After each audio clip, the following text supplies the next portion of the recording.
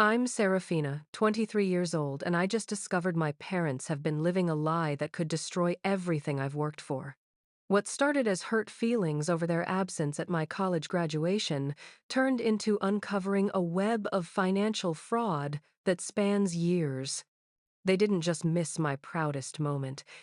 They've been secretly using my achievements as collateral for their mounting debts. The family I trusted implicitly has betrayed me in ways I never imagined possible, and now I'm planning the most calculated revenge of my life. Before we dive into this family betrayal that'll make your blood boil, tell me where you're watching from.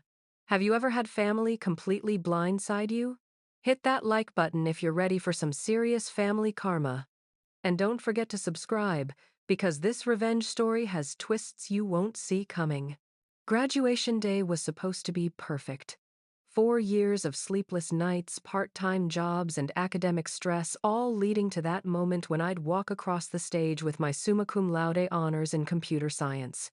I'd worked my ass off maintaining a 4.0 GPA while coding freelance projects to pay for textbooks and living expenses. My parents, Margaret and Richard Ashworth, had always been my biggest supporters. Dad worked construction, Mom cleaned houses, and they'd sacrificed everything for my education. When I got into Berkeley on partial scholarship, they took out a second mortgage to help with expenses. They'd beam with pride whenever I called home with good grades, always saying I was their golden ticket to a better life. So when graduation morning arrived and they were nowhere to be found, I was crushed. No answered calls, no texts back. I sat in that auditorium watching other families celebrate while I walked alone. My roommate Jessica tried consoling me, but the embarrassment burned. Everyone kept asking where my parents were, and I had no answer. The excuse came 3 days later via text. Car broke down, couldn't make it so proud of you, honey.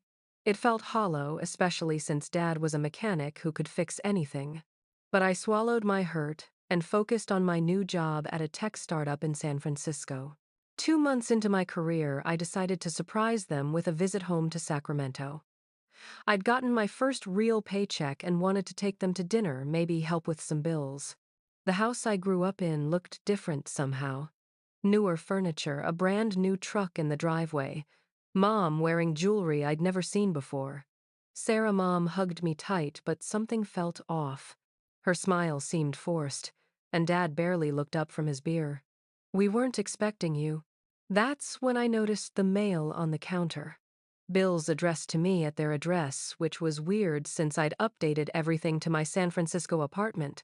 Credit card applications, loan documents, bank statements, all with my name but their address. "Mom, why am I getting mail here?" I picked up an envelope from First National Bank. She snatched it away quickly. "Oh, probably just old college stuff. You know how slow they are updating addresses." But I'd seen enough. The return address said Personal Loan Division, and the envelope was thick like a contract. My stomach dropped.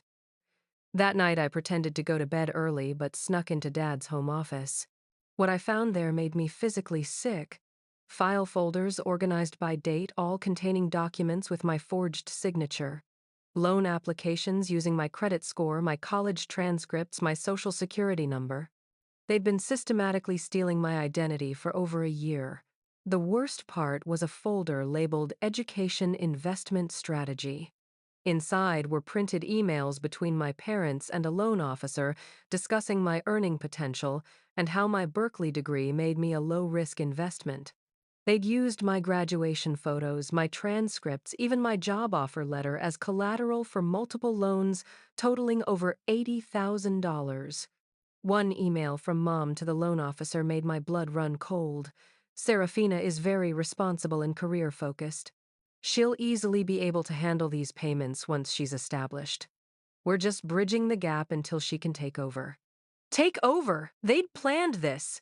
They'd been positioning me as the eventual borrower while living off money secured by my achievements. The new truck, the furniture, Mom's jewelry, it was all bought with loans they expected me to pay back. I photographed everything with shaking hands, my mind racing. The graduation they'd missed. They'd been meeting with a financial advisor that same day, using my ceremony photos I'd posted on social media as proof of completion for their final loan approval. But the absolute worst discovery came at the bottom of the pile. A handwritten note from Dad to Mom: once she starts making real money, we'll tell her about the loans. She owes us for the education anyway. This is just collecting what's ours. I sat in that dark office until sunrise, staring at evidence that my parents had turned my biggest accomplishment into their personal ATM. They hadn't just stolen my identity, they'd stolen my trust, my graduation day, and my financial future. By morning, I'd made my decision. They wanted to play games with my life, fine. But I'd learned from the best teachers possible. 4 years of strategic thinking, problem solving, and systematic analysis. They'd raised a computer scientist, and now they were about to discover exactly what that meant. I slipped out before they woke up, driving back to San Francisco with a car full of evidence and a head full of plans. They thought they'd played me perfectly, using my love and respect for them as cover for their scheme. What they didn't realize was that they'd just declared war on someone who specialized in finding systematic solutions to complex problems. The hurt was still there, that raw betrayal of everything I'd believed about my family. But underneath it, something colder was taking root. They'd been calculating and methodical in their theft. Now it was my turn to be calculating and methodical in my response. My phone buzzed with a text from Mom: "Hope you got home safe, sweetie. Love you so much." I stared at the message, then at the evidence spread across my passenger seat. Love. This wasn't love. This was exploitation with a family face on it. I typed back, "Love you too, Mom. Can't wait to see you again soon." Oh, they'd see me again, all right. But the naive, trusting daughter who'd driven up to Sacramento yesterday was gone forever.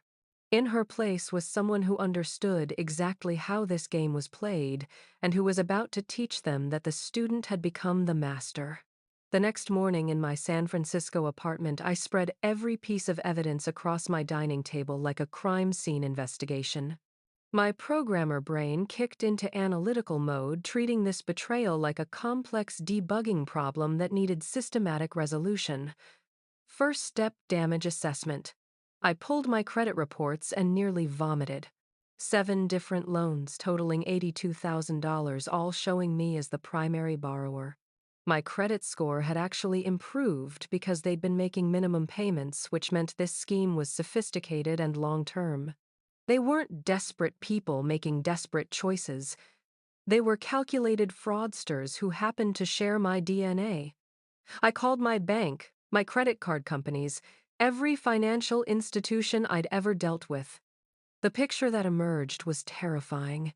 They'd been building this house of cards since my sophomore year, starting small with a $5,000 emergency loan and gradually increasing amounts as my grades and internships proved my marketability. The loan officer at First National was particularly chatty. "Oh yes, Miss Ashworth, your parents speak so highly of you. Your mother mentioned you'd be calling about taking over the payments now that you're employed."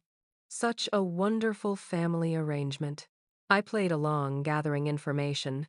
They'd told everyone I was aware of the loans and planning to assume responsibility after graduation. In their narrative, I was the grateful daughter paying back my education costs. The loans were structured with 6-month grace periods, meaning the full payments would start coming due right about now. But here's what they hadn't counted on. I actually understood financial systems. During my internships, I'd worked on fraud detection algorithms.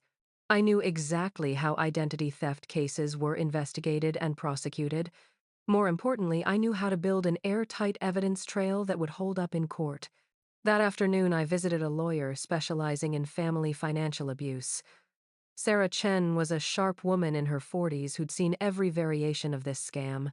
"Your case is particularly egregious because of the premeditation," she explained. "Most family identity theft is opportunistic. This was a multi-year strategic plan." She outlined my options: criminal charges, civil litigation, or what she called leverage negotiation, using the threat of legal action to force repayment and cooperation. The criminal route is emotionally satisfying but lengthy. The civil route gets you money but keeps this in the family court system. The leverage route might be fastest if you want to control the outcome. I chose leverage, but with a twist Sarah hadn't suggested. I was going to let my parents think they'd gotten away with it, then systematically dismantle their lives, the same way they'd systematically stolen mine. If they wanted to play long-term strategic games, I'd show them what real strategy looked like. Step 1. I created a detailed spreadsheet tracking every fraudulent transaction, every forged document, every email that proved premeditation. I organized it all with timestamps, amounts, and legal statutes they'd violated. My computer science background made this kind of data analysis second nature. Step 2, I researched their new lifestyle. That new truck, financed with a loan using my credit. Mom's jewelry, bought with a credit card they'd opened in my name. They'd even refinanced their house using my earning potential as justification for lower interest rates. Every luxury they'd acquired in the past year was purchased with my stolen identity. Step 3, I started making strategic moves they couldn't see coming. I filed initial paperwork for identity theft with the FTC but held off on submitting it. I opened new bank accounts they had no access to and moved all my money. I changed my address with every institution to cut off their information pipeline. I even hired a private investigator to document their spending patterns and lifestyle improvements. The PI's report was damning. Photos of them at expensive restaurants, receipts from luxury shopping trips, evidence of a planned cruise vacation, all funded by money borrowed against my future. They weren't struggling parents making hard choices.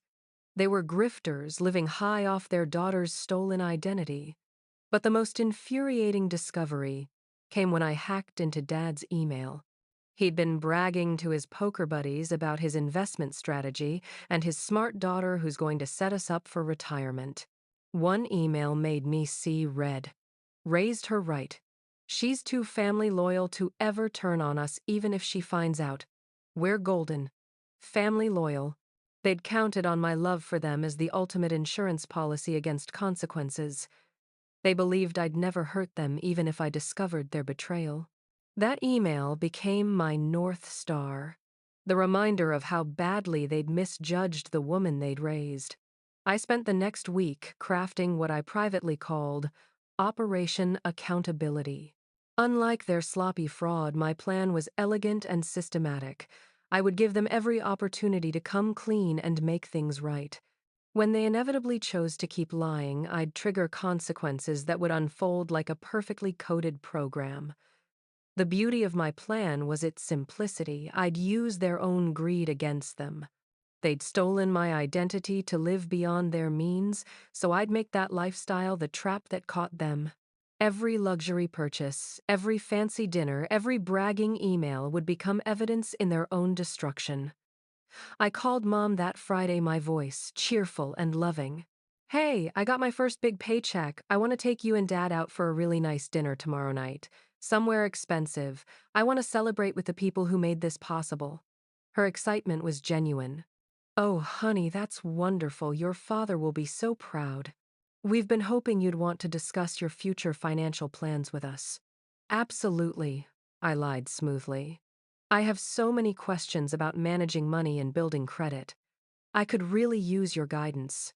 After hanging up, I stared at my reflection in my laptop screen. The woman looking back wasn't the trusting daughter who'd driven to Sacramento a week ago. She was someone harder, colder, infinitely more dangerous. My parents had taught me that family loyalty was conditional, that love could be weaponized, that trust was just another tool for exploitation. Tomorrow night, they'd learn what their daughter had become. But first, they'd have one last meal as the happy, successful fraudsters they believed themselves to be. Because the next time we sat down together, it would be in a very different context. I was about to show them that when you raise a strategist, you better make sure she stays on your side. Saturday evening arrived with perfect clarity. I'd chosen the Waterfront, Sacramento's most expensive restaurant, because I wanted this conversation to happen somewhere public and memorable. My parents arrived dressed in their finest clothes. Dad in a new suit I was sure I'd unknowingly purchased, Mom wearing diamond earrings that probably came from another fraudulent credit line. Sarah, sweetheart, Mom embraced me warmly. You look so professional. The working world suits you. Dad clapped my shoulder with pride that felt genuine, which somehow made this worse. Our little girl, all grown up and successful. We always knew you'd make something of yourself. The irony was suffocating. They were proud of my success while simultaneously stealing from it. Dinner started pleasantly enough. They asked about my job, my apartment, my social life. I played the grateful daughter, perfectly gushing about how thankful I was for their sacrifices. I know you worked so hard to put me through college. I want to start paying you back for everything. Their eyes lit up like Christmas morning. This was the moment they'd been building toward. The transition from secret loans to open financial obligation. Well, Dad cleared his throat. We did make some investments in your future. Nothing you need to worry about right now, but eventually. What kind of investments? I leaned forward eagerly. I want to understand how you managed the finances. Maybe I can learn from your strategy. They exchanged glances. Mom reached across to pat my hand. Your father and I took out some loans to supplement your education costs. Nothing major, but the payments are starting to come due now that you're employed. How much are we talking about? I asked innocently. Well, with interest and fees, probably around 90,000, Dad said casually, like he was discussing the weather. I let my face show appropriate shock. 90,000. Dad, that's almost my entire first-year salary. Don't worry, sweetie, Mom soothed. We structured everything very carefully. The payments start small and increase as your career advances. We researched average salary progressions for Berkeley computer science graduates. You'll be making six figures within 3 years. The casual way they'd calculated my entire financial future made my skin crawl. But I maintained my performance. I appreciate everything you've done, but I'm worried about taking on that much debt right away. Can I see the loan documents? I want to understand the terms before I commit to anything. Another exchanged glance. Dad's smile became slightly strained. Of course, honey. We'll get you copies of everything. But remember, this money already went toward your education. The legal obligation already exists. Legal obligation. There it was. The first hint of threat beneath their loving facade. I understand, I nodded. I just want to be responsible about this. Maybe we should meet with a financial advisor together. I want to make sure I'm handling this correctly. That's very mature of you, Mom beamed. We actually work with someone who helped us structure everything. We can set up a meeting next week. Perfect. They were volunteering to introduce me to their co-conspirator. The conversation continued through dessert, with them gradually revealing more details of their scheme while presenting it as loving parental guidance. They'd calculated everything. My starting salary, projected raises, even my probable student loan payments. They knew exactly how much they could extract without completely breaking me. As we left the restaurant, Dad put his arm around my shoulders. We're so proud of you, Sarah. You're going to do great things, and we're honored to be part of your success story. I hugged them both, playing my role perfectly. I love you guys. Family is everything, right? Absolutely, Mom whispered. Family always comes first. The drive back to San Francisco gave me 3 hours to process the evening's revelations. They weren't just thieves. They were sophisticated manipulators who'd turned parental love into a business model. The way they'd framed everything as normal family obligation while gradually revealing the scope of their fraud was masterful. But they'd made several critical errors. First, they'd assumed I was too naive to question their narrative. Second, they'd underestimated my ability to verify their claims independently. Third, and most importantly, they'd revealed their entire support network. The financial advisor, the loan officers, the institutions they'd corrupted. Sunday morning, I implemented the next phase of my plan. I called the financial advisor they'd mentioned, introducing myself as their daughter who wanted to understand my financial obligations. Robert Hayes was smooth and professional. Miss Ashworth, your parents speak so highly of you. I've been looking forward to meeting with you about transitioning the loan responsibilities. I'm eager to learn I lied. But I have to ask, is it normal for parents to take out loans in their children's names? Some friends have expressed concern about the arrangement. A pause. Well, given your parents' income limitations and your earning potential, we structured everything as a family investment strategy. Your parents are co-signers, of course, but your credit profile was essential for securing favorable terms. Co-signers. Another lie. I was listed as the primary borrower on everything. That makes sense, I continued. I just want to make sure everything is legally sound. You understand how important it is to protect family relationships. Absolutely. Perhaps we should schedule a meeting where I can walk you through all the documentation. Transparency is crucial in family financial arrangements. I scheduled the meeting for Wednesday, giving me time to prepare my next moves. Hayes had no idea he'd just agreed to provide evidence for his own prosecution. That afternoon, I called my lawyer, Sarah Chen, to update her on the evening's developments. They're moving faster than expected, she noted.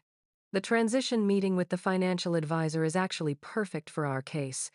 We'll have him explaining the fraud in real time. What's our strongest legal position? I asked. Identity theft, forgery, and conspiracy. But honestly, the conspiracy angle might be most powerful. This wasn't opportunistic. It was a planned, multi-year scheme involving multiple parties. The emails, the strategic timing, the coordinated lies. This is organized financial crime.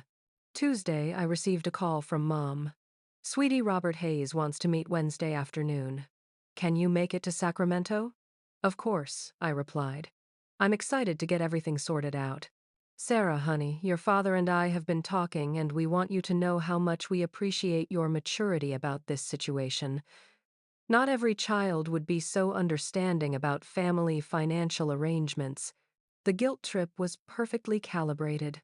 Just enough pressure to test my compliance without triggering obvious alarm bells. I understand that family is complicated, I said carefully. I just want to make sure we're all protected legally and financially.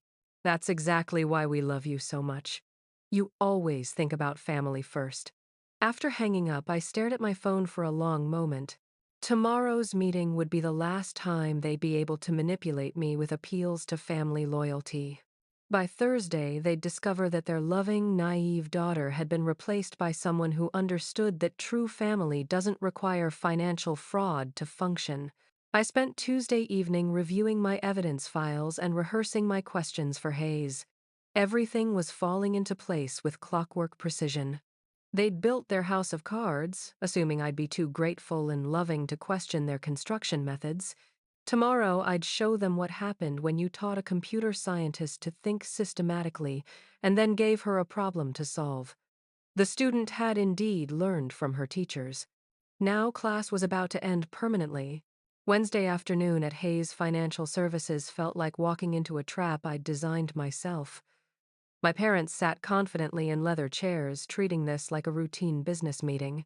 Robert Hayes had his presentation materials ready, clearly expecting to guide a naive young woman through accepting massive debt. Seraphina, wonderful to finally meet you. Hayes shook my hand warmly. Your parents have told me so much about your academic achievements and career potential. I smiled sweetly while activating the recording app I'd legally installed on my phone after confirming California's one-party consent laws. I'm excited to understand how everything works. I want to be responsible about this. Hayes launched into his presentation explaining how they'd optimized my credit profile and leveraged my education as collateral. He showed charts projecting my income growth and payment schedules, extending 15 years into the future. Every word was another nail in their legal coffin. Now, the beauty of this arrangement, Hayes continued, is that we've structured everything to appear as if you were the primary applicant. This gave us access to better interest rates and terms. Appear? I questioned innocently. What do you mean by appear? Mom jumped in quickly. What Robert means is that technically you're listed as the primary borrower, but we're all responsible together as a family. But I never signed any applications, I said, maintaining my confused tone. An uncomfortable silence fell. Hayes shuffled through his papers while my parents exchanged worried glances. Well, Dad cleared his throat. We may have helped with some of the paperwork when you were busy with finals and job hunting. You know how you are when you're stressed. You hate dealing with financial stuff. There it was. A confession of forgery, recorded in real time with witnesses. I see, I nodded slowly. So you signed documents on my behalf without my knowledge. It was just to help streamline the process, Mom said defensively. We would never do anything to hurt you. I pulled out my phone and stopped the recording, then opened my evidence folder. Like this loan application from last March where my signature appears on documents I never saw, or this email where Dad discusses my earning potential with Mr. Hayes. While I was taking my final exams, the room went dead silent. Hayes' face had gone white. My parents stared at me like I'd grown a second head. Sarah, honey, how did you, Mom started?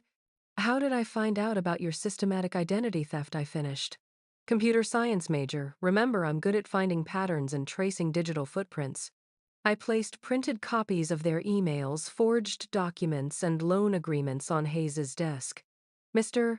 Hayes, I believe you'll find this particularly interesting. It's the email where you discuss using my college transcripts as proof of concept for my borrowing capacity. Hayes was frantically reading through the documents, his professional composure cracking. Miss Ashworth, I think there may have been some miscommunication about your involvement in these arrangements. Oh, there was definitely miscommunication, I agreed. You were told I was aware and consenting. My parents told you I was a willing participant. But here's what actually happened. I discovered multiple felonies committed against me by people I trusted. Dad tried to salvage the situation. Sarah, you're overreacting. This is just family helping family. We invested in your education, and now it's time for you to invest in the family. By taking responsibility for debts I never agreed to, using my identity without my consent, that's not family investment. That's fraud. I stood up, collecting my evidence. Mr. Hayes, you have until Friday to provide me with complete documentation of every fraudulent transaction. My attorney will be contacting you about your role in facilitating identity theft. Hayes was sputtering protests about good faith and family arrangements, but I'd heard enough. Mom, Dad, you have a choice. You can contact every lender immediately and take full responsibility for these fraudulent loans, or I file criminal charges Monday morning. I have everything. The emails, the forged signatures, the timeline proving premeditation. Mom started crying. Sarah, we're your parents. How can you threaten us like this? We sacrificed everything for you. The manipulation attempt that would have worked 6 months ago now felt pathetic. You sacrificed everything for me. You missed my graduation to finalize loans you stole my identity for. You've been planning to saddle me with debt since my sophomore year. You turned my academic achievements into your personal ATM.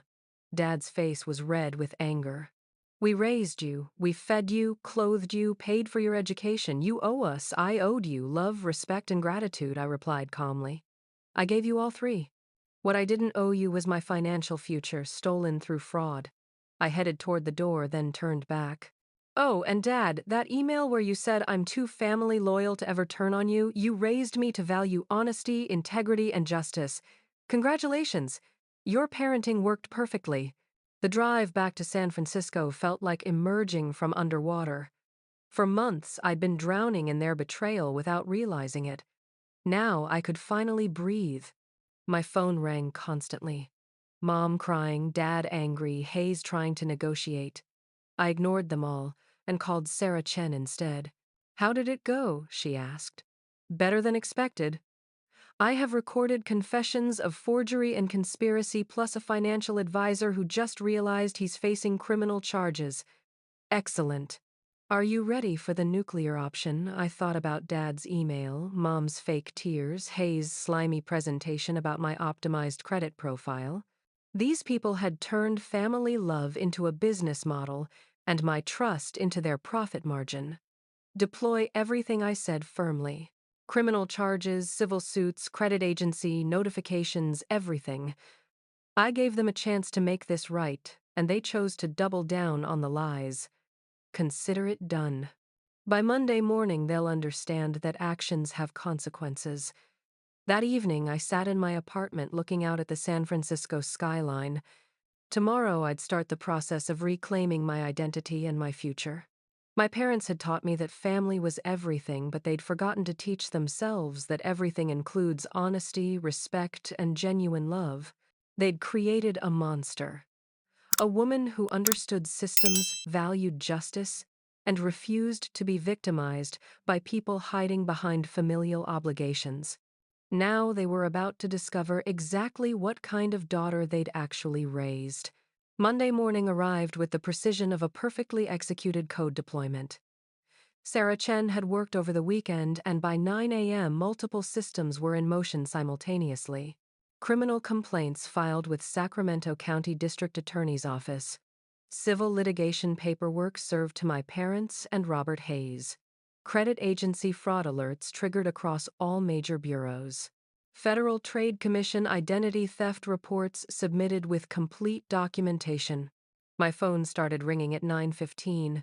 Mom sobbing hysterically. "Sarah, please, what have you done? The police want to talk to us. There are investigators calling about fraud charges. This is insane." I let her cry for 30 seconds before responding with mechanical calm. "I told you exactly what would happen if you didn't take responsibility. You chose to continue lying. But we're your family. How could you do this to us? You did this to yourselves when you decided to steal my identity for 18 months. I gave you a chance to make it right." Dad grabbed the phone, his voice shaking with rage.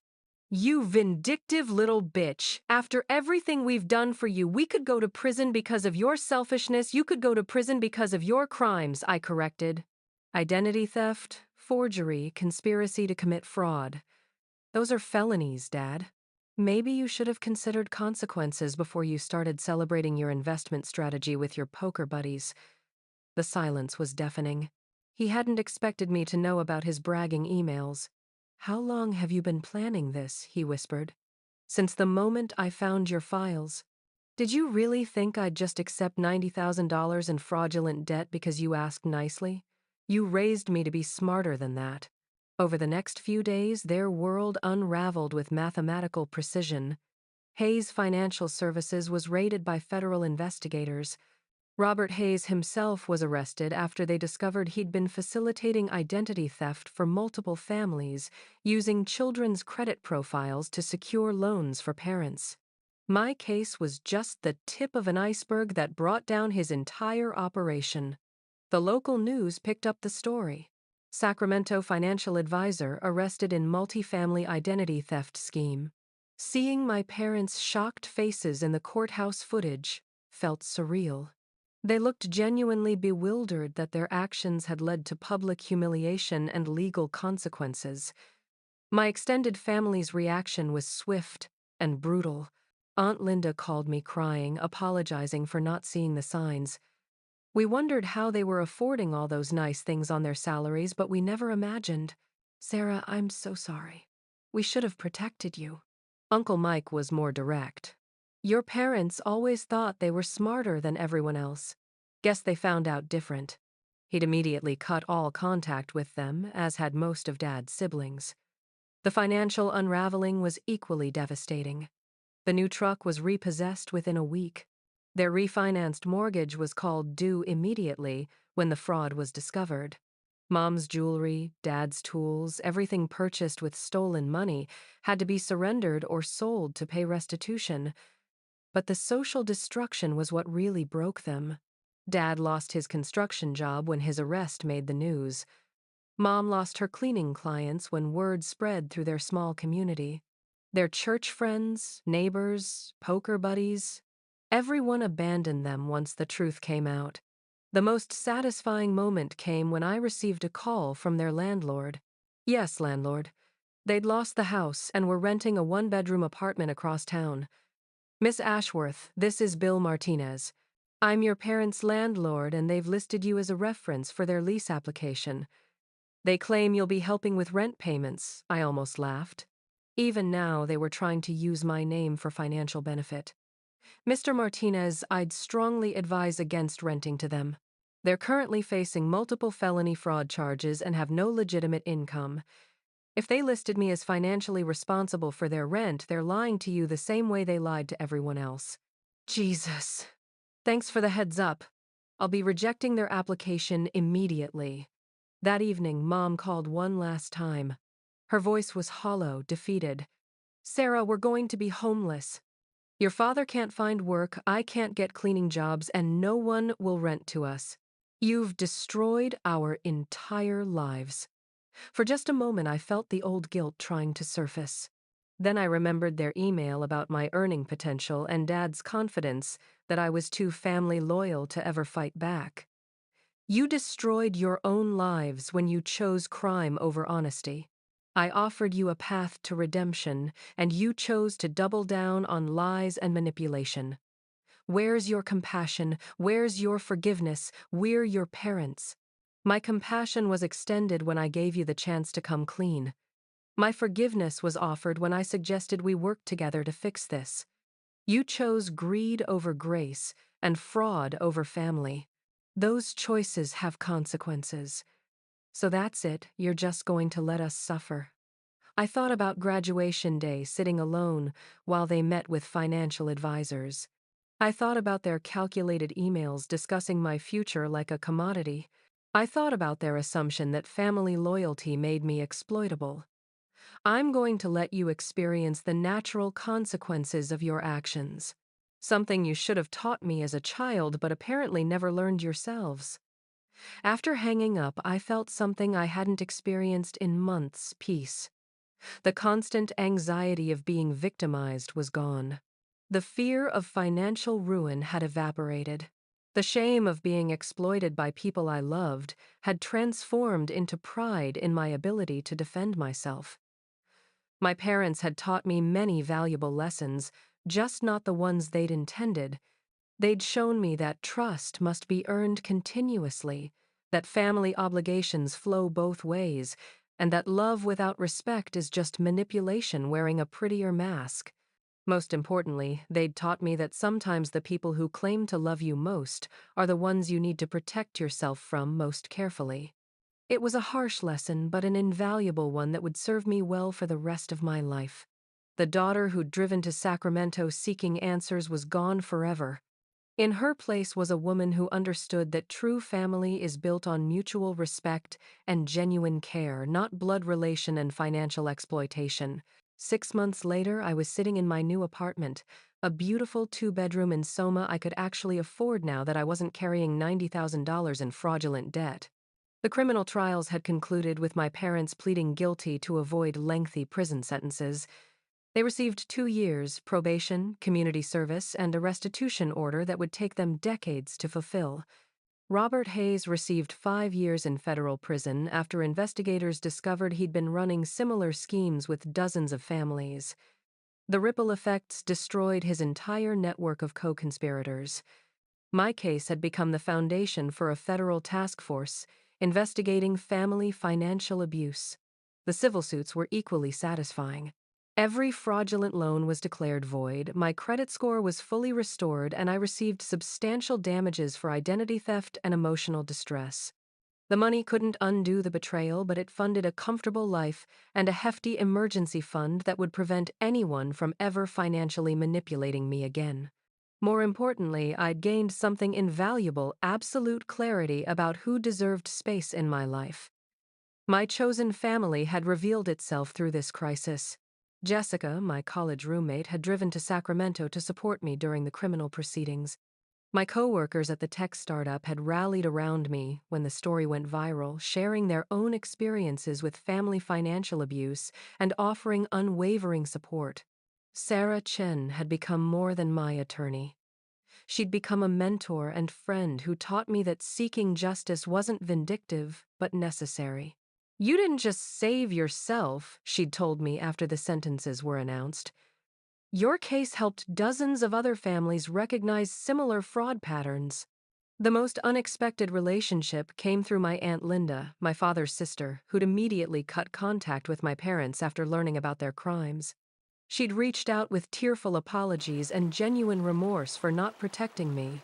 Over months of careful conversation, we'd built something precious. A family relationship based on honesty, respect, and mutual choice rather than obligation and manipulation. I keep thinking about all the warning signs we ignored, Linda confessed over dinner one evening. Your parents always lived beyond their means, always had schemes for easy money. We just never imagined they'd victimize their own daughter. The hardest part wasn't the money, I admitted. It was realizing that their love came with conditions and hidden costs. Real love doesn't require fraud to sustain itself. My parents had made several attempts at reconciliation, each more pathetic than the last. Letters claiming they'd learned their lessons, phone calls begging for forgiveness, even showing up at my workplace until security escorted them away. Each attempt followed the same pattern: minimize their actions, emphasize their suffering, and demand I prioritize their needs over my boundaries. The final attempt came through a mutual acquaintance who claimed they'd found religion and wanted to make amends. I agreed to meet them at a neutral location, with Sarah present as my advocate. They looked haggard and defeated, living in a studio apartment and working minimum wage jobs. Mom had aged years in months, her hair gray and her clothing worn. Dad's hands shook as he spoke, whether from stress or guilt or anger, I couldn't tell. Sarah, we've had time to think about everything, Mom began carefully. We realize we made mistakes. Stop, I interrupted. You didn't make mistakes. You committed crimes. You spent 18 months systematically stealing my identity while planning to manipulate my love for you into accepting financial responsibility for your fraud. Those aren't mistakes. They're calculated choices. Dad tried a different approach. We've lost everything. Our home, our reputation, our friends. Haven't we suffered enough? When does the punishment end? When does my healing begin? I countered. You're focused on your consequences, but what about my recovery? I spent months in therapy learning to trust people again. I had panic attacks every time someone asked about my family. Your choices didn't just affect your lives. They traumatized mine.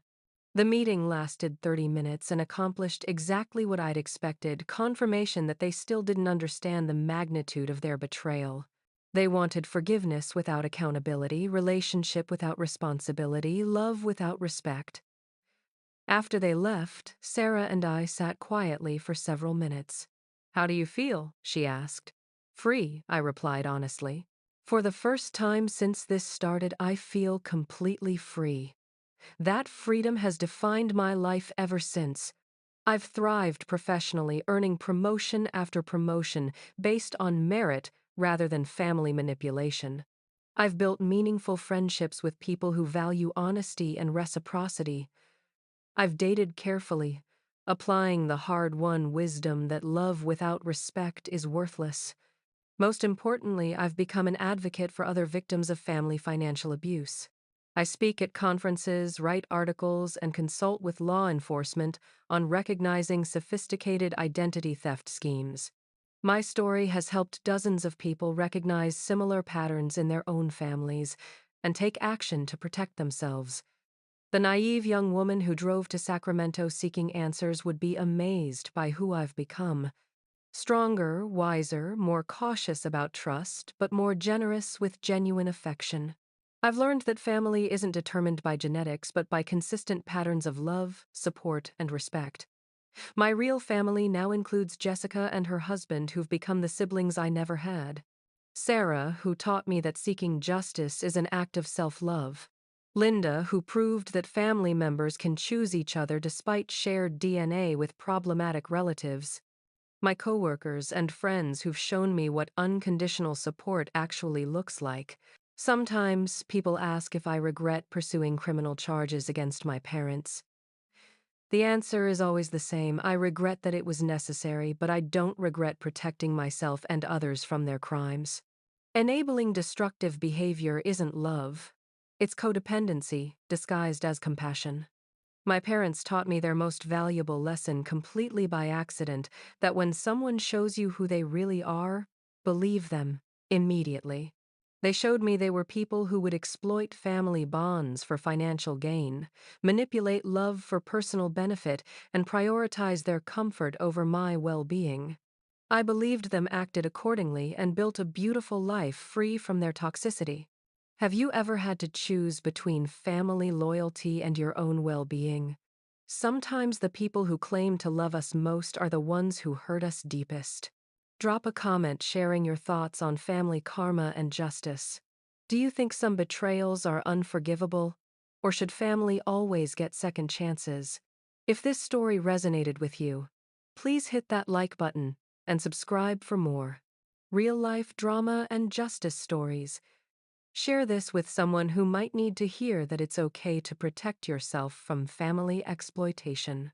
Thank you for listening to my story, and remember, real love never requires you to sacrifice your integrity, your future, or your peace of mind. Sometimes the greatest act of self-love is walking away from people who can't love you properly, even when they share your DNA. Stay strong, set boundaries, and never let anyone convince you that family obligation justifies personal destruction.